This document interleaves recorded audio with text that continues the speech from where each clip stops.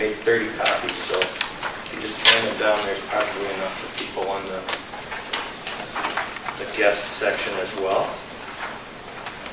And then as just a really, as a final sort of cleanup idea that isn't really a proposal, I think in the discussion, those of us who are not law enforcement hear about the constraints on police officers in doing investigations. And we can get the impression that the police have to wait for the bomb to go off before they can do anything. And so this last handout is really just a way of trying to clarify the power that law enforcement does have if somebody makes even a tiny step toward furthering a conspiracy.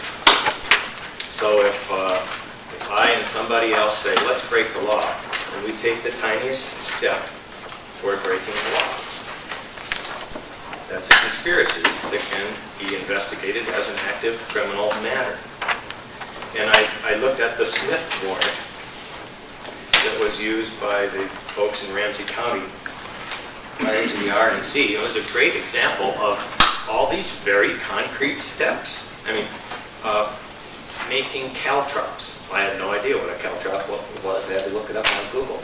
Caltrop is a little thorny device that, when thrown into a roadway, will puncture a tire. It has a bunch of different ways that it's bent, so there's always a pointy surface sticking up.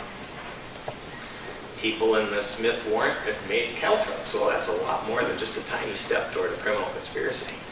So as you read all about the things that the folks did to prepare for the RNC, you see a lot of steps that people have taken, and law enforcement responded.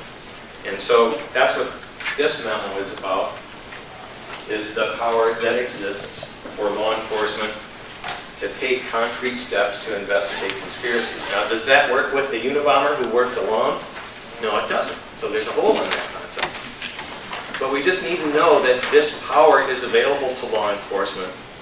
So when we make decisions about these central issues, we do so in the context of the powers that peace officers do have to take action to protect us. Jim?